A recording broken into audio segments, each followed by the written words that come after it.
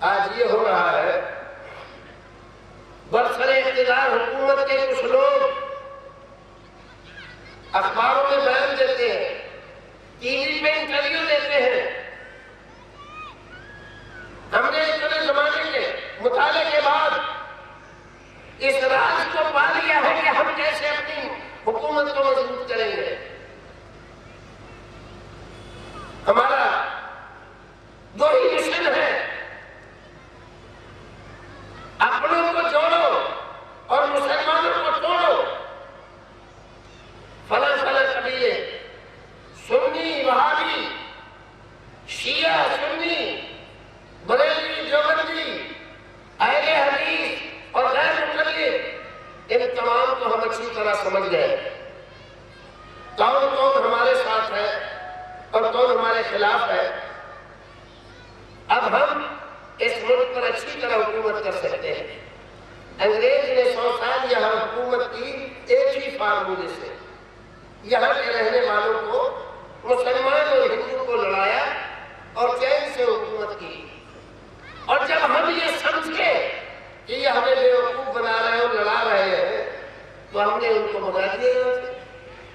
آج اسی ملک کے رہنے والے کچھ لوگ ہمیں لڑا کر، آپس میں بھیڑا کر چین سے حکومت کرنا چاہتے ہیں۔ وہ عقل مند ہے، ہم بے وقوف ہیں کہ ہم آپس میں لڑ رہے ہیں۔ لڑے کیسے نہیں جب ہم مولوی ہی قوم کو لڑا رہے ہیں؟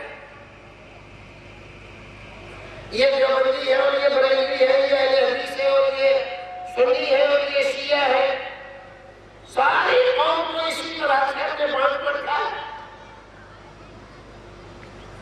کسی سے پوچھو، اقبال نے کہا تھا کہ تم تو سید بھی ہو، مرزا بھی ہو، افغان بھی ہو، تم سبھی کچھ ہو، بتاؤ تو مسلمان بھی ہو۔ فرقہ بندی ہے کہیں اور کہیں جاتے ہیں، کیا زمانے میں پنپنے کی یہی باتیں ہیں؟ ہے کوئی جواب؟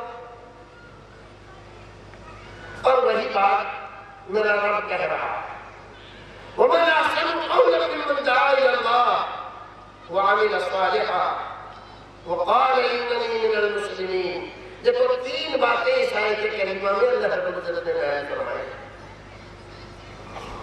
3 باتیں اس میں سے چوتھی نہیں ہے۔ یہ سورہ فصلت کی 33 نمبر کی آیت ہے۔ یاد رکھو، سورہ فصلت 33 نمبر کی آیت، اور جا کے گھر میں دیکھو اور پڑھو اس کا معنی کیا ہے، اس کا مطلب کیا ہے، ہمارا رب ہم سے کہہ کیا رہا ہے اور ہم کر کیا رہے ہیں۔ وَمَنْ أَحْسَنُ قَوْلًا مِّمَّنْ دَعَا إِلَى اللَّهِ، اس آدمی سے بہتر بات کس کی ہے؟ مِّمَّنْ دَعَا إِلَى اللَّهِ، جو اللہ رب العزت کی طرف بلائے، اپنی طرف نہیں بلائے، کسی شہر اور سٹی کی طرف نہیں بلائے، کسی ذات اور شخصیت کی طرف نہ بلائے، کس کی طرف بلائے؟ ممن دعا الی اللہ، جو اللہ کی طرف بلائے، وعمل صالحا، اور صالح عمل کرے، نیک عمل کرے۔ نیک عمل کس کو کہتے ہیں؟ نیک عمل یہ ہے کہ نماز، روزہ، حج، زکوٰۃ۔ افسوس ہے ہم ابھی تک سمجھے نہیں کہ نیک عمل کیا ہوگا۔ لیکن نیک عمل کے لیے 3 شرطیں ہوتی ہیں۔ یہ جان لیں، نماز ہم پڑھتے ہیں، توحید کے بعد سب سے بڑی نیکی، سب سے بڑا کام، سب سے بڑی عبادت کیا ہے؟ نماز۔ لیکن نماز نیک عمل ہے اور اس کے بد عمل بننے میں دیر نہیں لگتی۔ رسول اکرم فرماتے ہیں، من صلی یرائی فقد اشرکا ومن صام یرائی فقد اشرکا۔ جس نے دکھاوے کے لیے نماز پڑھی اس نے شرک کیا، نماز نہیں پڑھی۔ اور جس نے دکھاوے کے لیے روزہ رکھا اس نے روزہ نہیں رکھا، شرک۔ نماز اس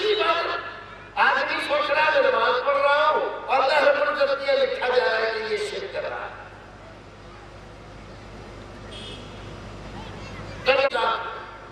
آپ اگر عمل کرتے ہیں تو وہ عمل نیک عمل نہیں، اللہ راضی ہو جائے. دوسری شرط، وہ عمل ایسا ہو جس کی اجازت اللہ اور اس کے رسول نے دی ہے، کرنے کا حکم. ایسا کرو. میں اپنے طور پر سوچ رہا ہوں یہ اچھا عمل، اس میں کیا خرابی ہے، اس میں کیا حرج ہے، یہ تو اچھا ہی کام ہے. قرآن ہی تو پڑھ رہے ہیں، نماز ہی تو پڑھ رہے ہیں، کلمہ ہی تو پڑھ رہے ہیں. بہت سارے ہمارے بھائیوں کے دماغ میں یہی بات رہتی ہے، بدعتوں کو سوچتے اچھا کام ہے. میں ایک مثال دے کر بات آگے بڑھاتا ہوں. ہم اذان دیتے ہیں، اذان میں ہم کہتے ہیں آخر میں لا الہ الا اللہ، اور اذان ختم ہو جاتی ہے. شروع کرتے ہیں اللہ اکبر سے اور ختم کرتے ہیں لا الہ الا اللہ. کیا مانا؟ اللہ کے علاوہ کوئی بھی عبادت کا مستحق نہیں. کوئی آدمی یہ سوچے اذان کے آخر میں یہ آدھا کلمہ ہے، لا اس کلمے کو پورا کرتے ہیں تو اذان میں لا الہ الا اللہ کے بعد محمد رسول اللہ بھی کہے. اچھا کام ہے، برا کام؟ دنیا کے کسی بھی مفتی سے، کسی بھی مسلک کا، کسی بھی مذہب کا ہو، پوچھو اذان میں کل سے ہم لا الہ الا اللہ کے ساتھ محمد رسول اللہ کہنا چاہتے ہیں، اجازت ہے کہ نہیں؟ منع کرے گا اجازت نہیں. کیوں؟ کون سا بڑا کام کر رہے ہیں؟ کیا محمد رسول اللہ کو نہیں مانتے؟ مانتے. کوئی آدمی مسلمان ہو ہی نہیں سکتا ساری زندگی لا الہ الا اللہ کہتا ہے اگر محمد رسول اللہ نہیں کہتا، دل سے اس کا اقرار نہیں کرتا، آپ کے ساتھ محبت نہیں رکھتا، مسلمان ہو ہی نہیں سکتا. اتنی اہم اور ضروری چیز ہے. تو اگر لا الہ الا اللہ کے ساتھ محمد رسول اللہ کہہ دیا تو کون سا جرم کر دیا؟ لیکن کہنا ناجائز ہے. ثواب نہیں ملے گا بلکہ سزا ملے گی. آپ اسلام کے حکم کو بدل رہے ہو، شریعت میں اضافہ کر رہے ہو، رسول سے آگے بڑھنے کی کوشش کر رہے ہو، صحابہ کرام کی مخالفت کر رہے ہو، امامات دین کی مخالفت کر رہے ہو، لہذا جائز نہیں ہے. اس میں کیا ہے؟ ارے لا الہ الا اللہ محمد رسول اللہ پورا کلمہ ہے، آدھا کلمہ صاحب نے پورا کر دیا، اس میں کیا ہے؟ لیکن کوئی اجازت نہیں دیتا. کیا بات سمجھ میں آئی؟ کسی کام کے اچھا ہونے کے لیے دوسری شرط ہے کہ اس کی اجازت اللہ اور اس کے رسول نے دی ہو. اجازت نہیں دی ہے تو کتنا ہی ہمیں اچھا لگے وہ کام اچھا نہیں ہے. تیسری شرط، جو کام ہم اللہ کی رضامندی اور خوشنودی کے لیے کرتے ہیں، اسلام نے اس کے کرنے کی اجازت دی ہے، تو آپ تیسری شرط یہ ہے کہ وہ اس انداز سے کیا جائے جیسے رسول نے کیا ہے، کرنے کا حکم دیا ہے، کر کے دکھلایا، سنت رسول کے مطابق ہو. نماز پڑھیں آپ سنت رسول کے خلاف پڑھیں. نماز میں پہلے قیام کیا جاتا ہے، پھر رکوع کیا جاتا ہے، پھر سجدہ کیا جاتا ہے. ایک آدمی پہلے سجدہ کرتا ہے، پھر رکوع کرتا ہے، پھر قیام کرتا ہے. کام تو تینوں کیے اس نے، لیکن ترتیب بدل گئی. نماز ہوگی اس کی؟ نہیں ہوگی. تبھی نماز درست ہوگی جب رسول کے بتائے ہوئے طریقے کے مطابق ہو. تو کوئی بھی عمل اس وقت نیک کہلاتا ہے، اچھا کہلاتا ہے جب رسول کی سنت کے مطابق ہو. تو اس کو کہتے ہیں نیک عمل. تو اللہ تعالیٰ کیا کہہ رہا ہے؟ سب سے بہترین بات اس آدمی کی ہے جو اللہ رب العزت کی طرف بلائے اور نیک عمل کرے. وقال اننی من المسلمین، اور یہ کہے کہ میں مسلمانوں میں سے ہوں. مسلمانوں میں سے اتنا کافی ہے. آج ہماری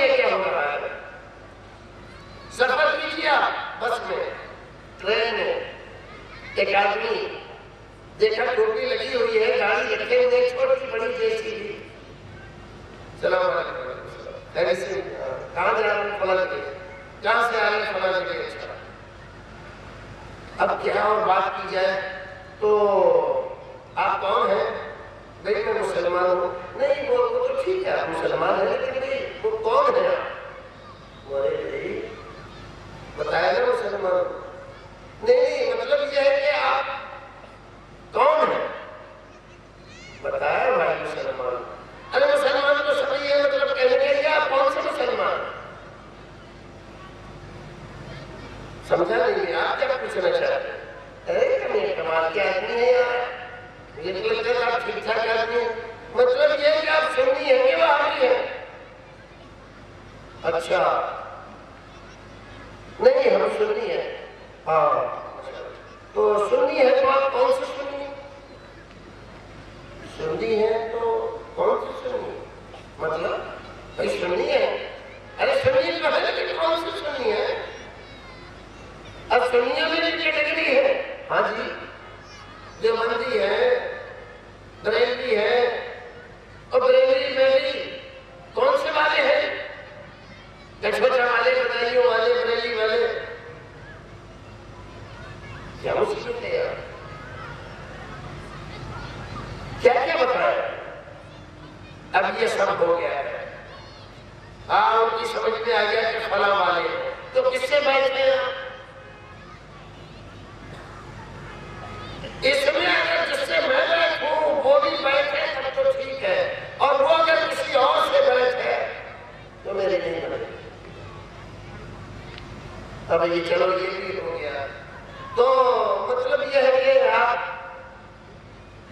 کون سے والے مسلمان ہیں؟ ارے اب کیا آ رہے گا اس میں. مطلب یہ ہے کہ آپ مطلب وہ مطلب کیا ہے وہ جو ہوتا ہے کیا مطلب کاسٹ. اب بتاؤ تو کیا آپ شیخ ہیں, سید ہیں, مغل ہیں, پٹھان ہیں, کیا ہے؟ کیا کام آپ کے ہوگا؟ چلو وہ بھی بتا دیا. تو پھر کہاں کے ہیں آپ؟ مطلب یہ بتائیے آپ یو پی کے ہیں, بہار کے ہیں, ساؤتھ کے ہیں, دلی کے ہیں, بمبئی کے, کہاں کے؟ کس قدر آپ بانٹیں گے, کس قدر اس کو آپ جدا کرنے کی اتنی لائنیں, اتنے فارمولے آپ نے بنا رکھے ہیں کہ ختم ہی نہیں ہو. ان هذه امتكم امة واحدة وانا ربكم فاتقون. اللہ رب العزت کو قرآن میں یہ کہہ رہا ہے کہ یہ تمہاری امت واحدہ ہے اور میں تمہارا رب ہوں, مجھی سے ڈرو. اللہ رب العزت کہہ رہا ہے ایک امت ہے, اور ہم نے ایک امت میں کتنے.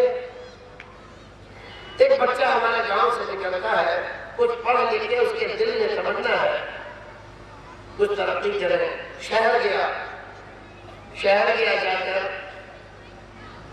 داخلہ لینا چاہتا ہے کسی کالج میں, کسی اسکول میں, تو اس سے پوچھا جاتا ہے تم کون ہو.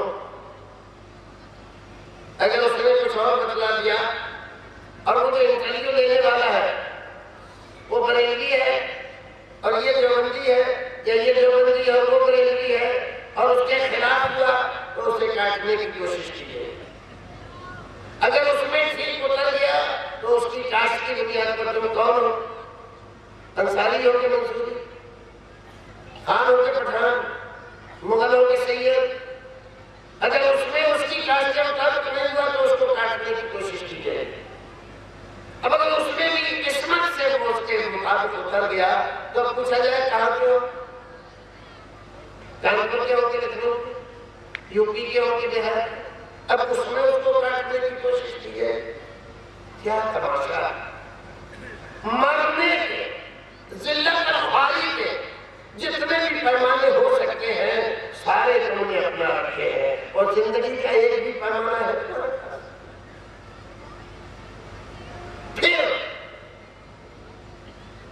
پھر شکوہ یہ ہے کہ برف گرتی ہے تو بیچارے مسلمانوں پر, برف گرتی ہے تو بیچارے مسلمانوں پر.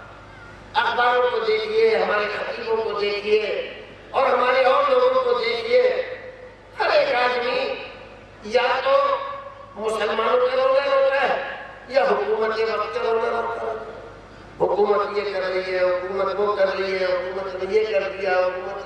دیا، بی جے پی والے یہ کر رہے ہیں اور کانگریس والے یہ کر رہے ہیں اور فلاں یہ کر رہے ہیں۔ دنیا کو دیکھ رہے ہیں وہ کیا کر رہے ہیں، اپنے آپ کو بھی دیکھا ہے تم کیا کر رہے ہو؟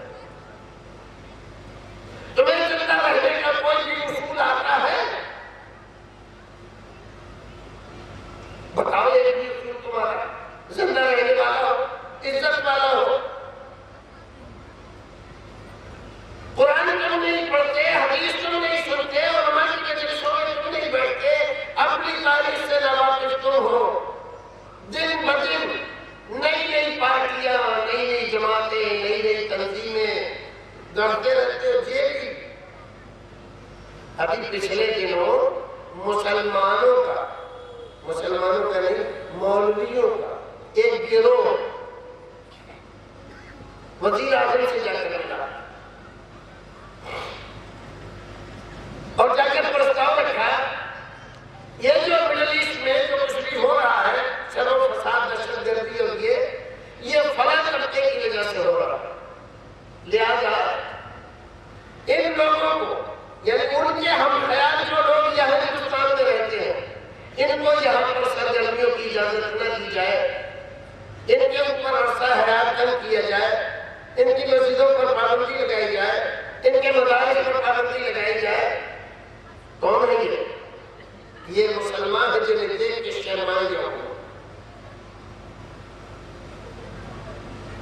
یہ ٹوپی لگا کر، داڑھی رکھ کر، اسلام کے نام پر یہ یہودیت اور نصرانیت پھیلانے والے، قوم کو برباد کرنے والے، غیر مسلموں کے یہاں قوم کی عزت نیلام کرنے والے، اور شرماتے ہیں کچھ نہیں شرماتے، اخباروں میں فوٹو شائع کر کے اپنے کارنامے دکھا رہے ہیں۔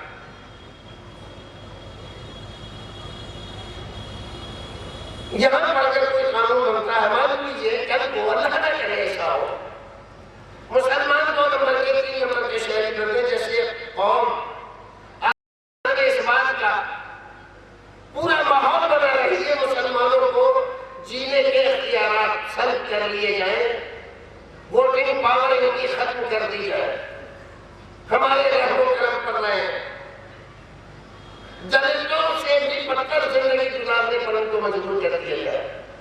کل کو اگر یہ پرستاؤ پاس ہو جاتا ہے تو کیا ان کے لیے کرسیاں ہوں گی اور ہمارے لیے جھاڑو ہوگی، یا یہ بھی جھاڑو والوں میں ہوں گے؟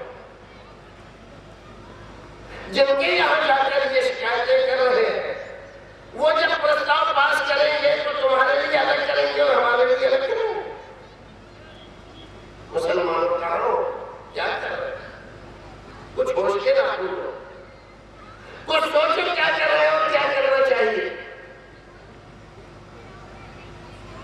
اتنی بڑی تعداد میں حکومت کم سے کم کر کے بتاتی ہے تمہارا، کتنے بھی کم کرے، 15 کروڑ 20 کروڑ 15 کروڑ ہی لوگ، اگر 15 کروڑ مسلمان نے 10 کروڑ مسلمان روزانہ 1 روپیہ قومی فنڈ میں جمع کریں،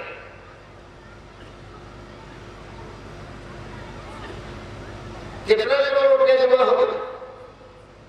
10 کروڑ روپے ہر دن، ایک مہینے میں 30 دن مان لو، کتنے کروڑ روپے جمع ہو؟ یہ بتاؤ، اتنا پیسہ اگر تمہارے پاس ہے اور اتنا آسانی سے کر سکتے ہو، اس ہندوستان میں کیا آپ کالج نہیں بنا سکتے، یونیورسٹی نہیں بنا سکتے، ہاسپٹل نہیں بنا سکتے؟ کون سا کام ہے جو آپ نہیں کر سکتے؟ ہندوستان میں پوری آزادی ہے، یہاں کے قانون تمہیں اجازت دیتا ہے اپنے ہاسپٹل قائم کرنے، اپنے اسکول قائم کرنے، اپنی یونیورسٹیاں قائم کرنے کی، زندہ رہنے کی، تجارتیں بڑی بڑی کرنے کی کوئی پابندی نہیں ہے، اور جو کچھ کہتا ہے کہ ہمیں یہ پابندی ہے وہ پابندی ہے، جھوٹ کہتا ہے، سب کچھ ہو سکتا ہے، لیکن تم کرنے کے لیے تیار ہو کیا؟ نہیں تیار نہیں۔ جب تم تیار ہی نہیں ہو زندہ رہنے کے لیے تو دنیا تمہیں مٹانے پر اگر اتر جائے تو اللہ علیہ وسلم کی آپ کو سنا کر بات ختم کرتا ہوں۔ نبی اکرم صلی اللہ علیہ وسلم ارشاد فرماتے ہیں جو آدمی اللہ رب العزت کو یاد رکھتا ہے، ذکر الہی کرتا ہے، مان لیجیے نماز پڑھ رہا ہے تو وہ آدمی زندہ ہے، اس کا دل زندہ ہے، اور جو ذکر الہی نہیں کرتا وہ مردہ دل ہے، اور جس کا دل ہی مردہ ہو گیا اس کا زندہ رہنے کا کیا سوال ہے؟ رسول نے دو باتیں بتلائی، زندگی کیا ہے اور موت کیا ہے۔ زندگی نام ہے اللہ کے ذکر کو باقی رکھنے کا، اور موت نام